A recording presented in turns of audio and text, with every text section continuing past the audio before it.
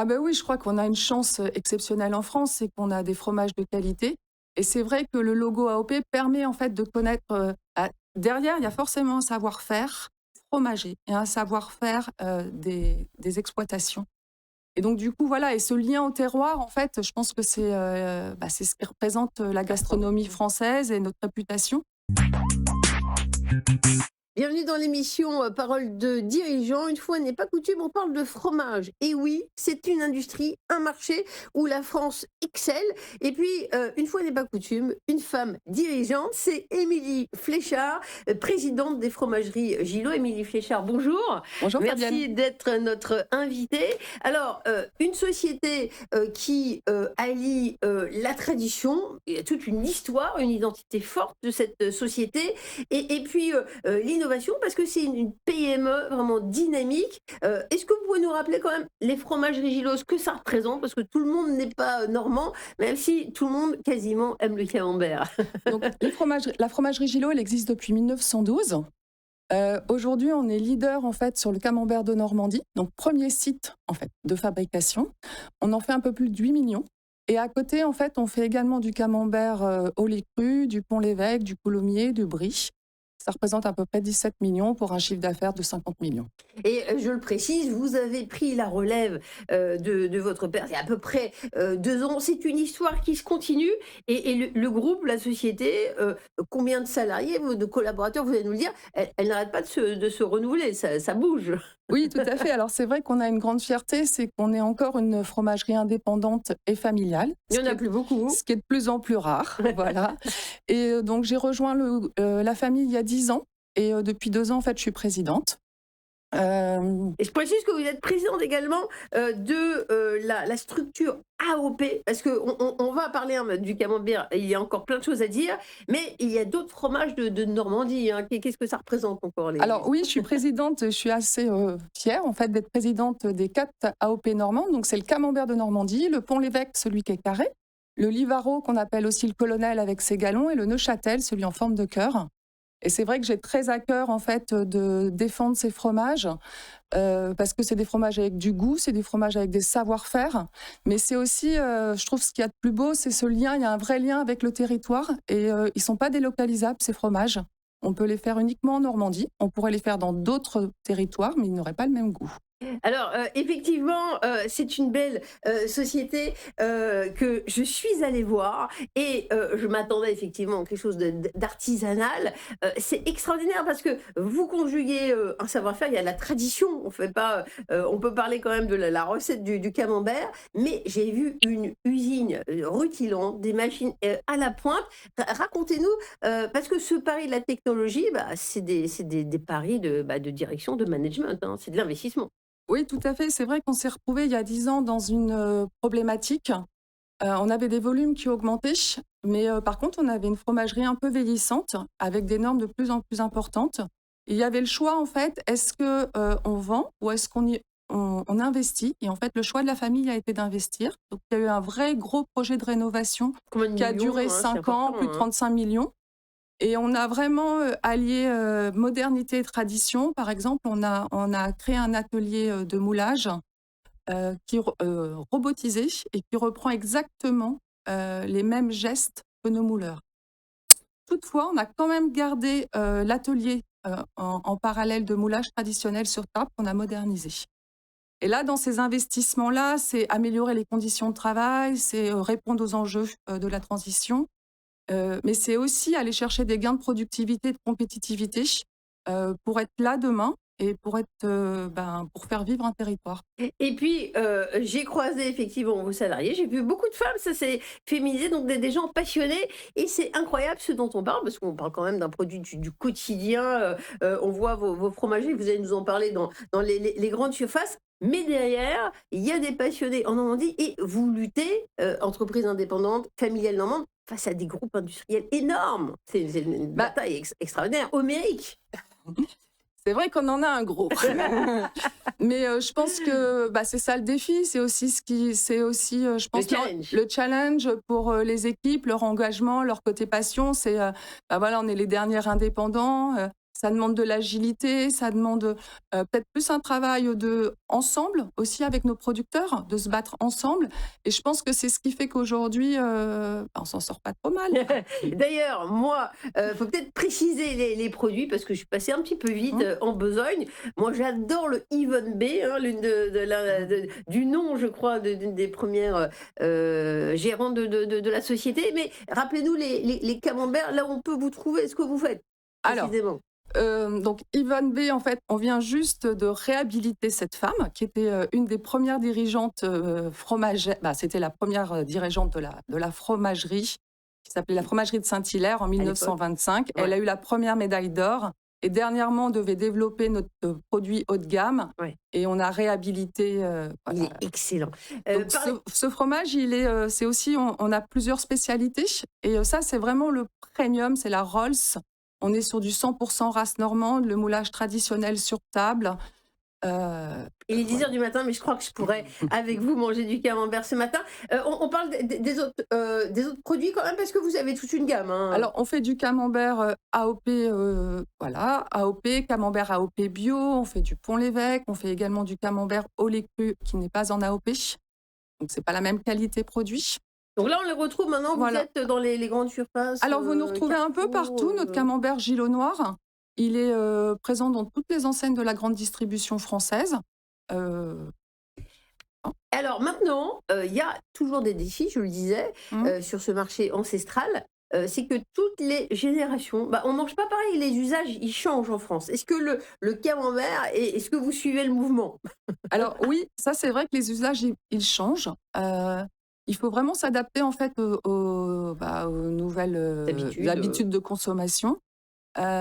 Aussi aller, pas séduire, mais en fait que le camembert revienne dans le quotidien des Français, et Comment en vous particulier faites? des jeunes Ouais. générations. Ouais. Et donc on innove. On a par exemple, on vient de lancer des camemberts chauds.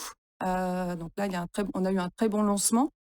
Camembert au barbecue. Dans le repas, du coup, Le camembert chaud, en fait, il peut se manger à l'apéro, D'accord. il peut se manger en plat, il peut se manger en sauce de barbecue. Donc voilà, il y a différents usages. C'est vrai qu'il y a un retour du fromage parce que moi j'ai connu là, des fêtes de Noël des 31 où on mange des raquettes, ça se faisait pas il y a quelques années. Grand retour du fromage. Mais on revient au camembert. Ouais. Oui, non, mais voilà, on essaye vraiment de s'adapter en fait aux nouveaux usages et aussi à moderniser l'image du camembert parce que je pense que déjà c'est un produit moderne dans le sens où il est clean parce qu'en fait c'est juste du lait, du sel et des ferments et très peu transformé.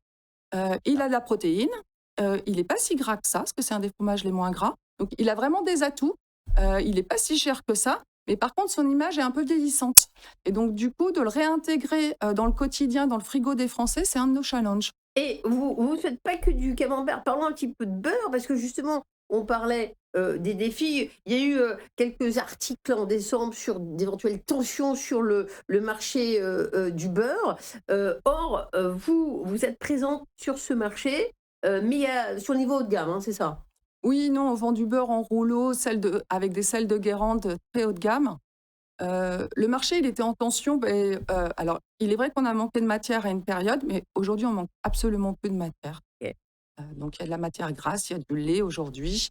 Et Tout va bien. donc voilà, Rassurez-vous, il y a ouais, du tout beurre. va bien. Mais Je pense vous, qu'il ne va pas y avoir de souci pour quand avoir vous du parlez beurre. de beurre de haute technicité, là, c'est pour les industriels. Oui, alors ça, c'est notre autre entreprise, en fait, qui est l'entreprise familiale, où là, on fait des beurres de haute technicité pour pouvoir faire des croissants avec des points de fusion et voilà, des beurres à valeur ajoutée qu'on ne retrouve pas dans le commerce. Très bien. On est à quelques jours du salon de l'agriculture, hein, mi-février.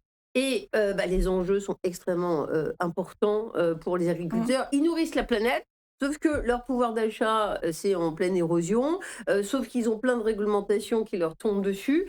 Vous travaillez au quotidien avec eux. Quel projet, quelle coopération? Racontez-nous. Alors nous, on travaille à peu près avec 120 producteurs. On en a 70 qui font du lait AOP. Alors c'est vrai qu'il y a un vrai travail de co-construction et de développement depuis plus de 15 ans. On a été les premiers à mettre un prix garanti pour justement éviter les fluctuations et qu'ils puissent avoir une meilleure visibilité sur une partie du lait. On travaille sur des programmes pour réimplanter des haies ou valoriser des haies. On travaille surtout sur la qualité du lait pour pouvoir améliorer au quotidien la qualité sanitaire du lait, mais aussi Par exemple, si jamais on aide au financement de séchage en grange, ça va permettre pendant l'hiver de nourrir à l'herbe. Donc, c'est toujours mieux que d'autres aliments. Et c'est vrai que les agriculteurs sont des drivers, des acteurs de l'aménagement du territoire. On parle de haies, on parle, quand on parle de faune, peut-être que ça permet d'éviter certains recours à certains pesticides. Ouais, puis surtout, je crois vraiment que quand vous achetez des produits sous signe d'appellation, en AOP, en tout cas en Normandie, vous participez au maintien des haies, vous participez à la réintroduction de la race normande. Euh, Aujourd'hui, sans ces producteurs, la Normandie, elle va peut-être perdre de son identité. Et ça, on ne se rend pas compte, en fait, tout le travail des producteurs. Au-delà de faire du lait de qualité à l'herbe, et sans eux aussi, sans mes producteurs AOP et les autres producteurs AOP de Normandie, il y a plus beaucoup de vaches Ouais. dans les pâtures et plus beaucoup de vaches normandes. Donc vraiment, ils participent. Alors que c'est vrai que c'est connu, le camembert, dans le monde entier. Et on va parler de l'international dans un instant. Un petit mot encore une fois de vos projets. Je me suis laissé dire, les fromageries Gillot, sur la réintroduction de chouettes. Vous êtes acteur parce que tout ça, ça rend. C'est pas juste pour faire joli. Il y a des Alors vraies non, vertus. oui, tout à fait. On travaille, c'est des projets que j'aime beaucoup en fait, parce qu'on travaille avec l'association environnementale de notre territoire, une partie de nos producteurs, et nous on a un peu aidé au financement, à cofinancer. On a sur des séchoirs, des nichoirs à Oui. chouettes et frais. Ouais. Donc il y en a plus de 36 qui ont été, donc sur 70 producteurs, il y en a 36 qui ont monté des nichoirs. Je vais pas y arriver. C'est un défi. Mais racontez-nous, ça sert Des à quoi nichoirs. pour Et les, donc, du les coup, Parisiens comme moi? alors déjà, on permet de sauver une espèce, qui est la chouette effraie, qui a de moins en moins d'habitat en fait. D'accord. Donc ça, c'est la première chose. Et aussi, les producteurs en fait ont aussi également un gain, parce qu'en fait, une chouette, ça mange beaucoup de mulots, de petits insectes, et ça évite en fait, ça réduit en fait la dératisation. Et donc du coup, c'est mieux pour la biodiversité, c'est Je mieux comprends. au niveau économique. Je comprends. Et en plus de ça, on participe à la réintroduction des chouettes. Donc vous travaillez main dans la main, effectivement, producteurs Ouais. industriels avec les agriculteurs français, notamment de Normandie. Combien réalisez-vous à l'export? On le disait, que le camembert et les fromageries Gillot sont bien reconnus. Vous êtes présent où? Vous développez où? C'est quoi les marchés, les internationaux qui aiment le camembert? Alors, on travaille beaucoup. Donc, l'export représente 22% cette année de nos volumes. C'est ma cousine Charlotte qui s'en charge. Il y a quelques années, c'était uniquement 15%. Bravo, Donc, on ça voit se bien, développe. en fait, Ouais. l'évolution. On travaille beaucoup, en fait, quand même avec l'Europe du Nord, Pays-Bas, Belgique, Allemagne et également beaucoup l'Angleterre. On a eu des marchés au Canada, mais c'est un peu compliqué quand même, surtout sur le lait cru. D'accord. Et voilà. Et on travaille aussi sur des produits pasteurisés avec l'Asie, avec donc la Corée, le Japon. Et voilà, on a un projet en fait avec l'Australie. Très bien, ça continue. Encore un petit mot en tant que présidente, hein, des camemberts de Normandie AOP, en fait des fromages Ouais. de Normandie. Voilà, il y a un label à défendre. Il faut défendre ces couleurs françaises, ces particularités, cette excellence française, hein. Ah ben oui, je crois qu'on a une chance exceptionnelle en France, c'est qu'on a des fromages de qualité. Et c'est vrai que le logo AOP permet en fait de connaître. Derrière, il y a forcément un savoir-faire fromager et un savoir-faire des exploitations. Et donc du coup, voilà, et ce lien au terroir, en fait, je pense que c'est ce qui représente la gastronomie française et notre réputation. Et c'est vrai que j'ai un vrai plaisir à le défendre. On rappelle les 4 types de fromages, parce que sur les Ouais. 365 fromages français, voire Donc- plus, lesquels sont de Normandie. Chacun vous fait un quiz, vous réfléchissez et vous nous donnez la réponse.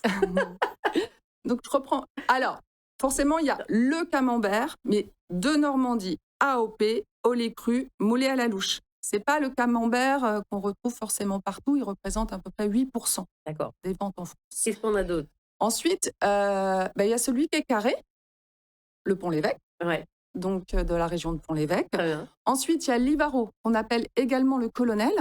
C'est celui qui a des galons. Très bien.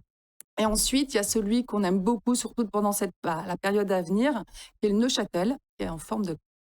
Eh ben, c'est Voilà. formidable. je connais moins, ça me donne envie de goûter tout ça. Voilà, fleuron de l'identité nationale, autant que la baguette ou la bouteille de vin, le camembert, qui est devenu un produit de consommation de masse, bah, il fait l'objet quand même d'une bataille économique. On est très content de recevoir la présidente des fromageries Gillot. Elle se bat 22% à l'export, un développement grâce à tous ses collaborateurs. Et vous êtes à Saint-Hilaire-de-Briouze dans l'Orne. Merci d'être venu sur le plateau de TV Finance, Émilie Fléchard. Et bon camembert à tous. Je vous souhaite une bonne journée. On fait un petit point quand même avant d'aller manger du camembert par la bourse de Paris. Il n'est pas encore coté, c'est dommage. Est coté l'once d'or. Eh bien, l'indice CAC 40 est en hausse de 0,7% à 8125 points, alors que le pétrole dans le vert également cote 69,55 $. L'once d'or qui continue de s'envoler, comme nous l'a expliqué Jean-Marc Daniel.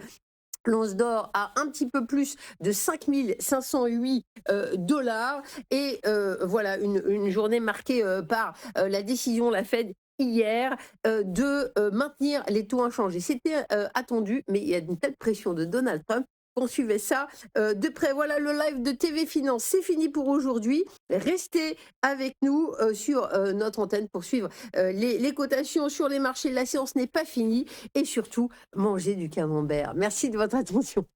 Merci.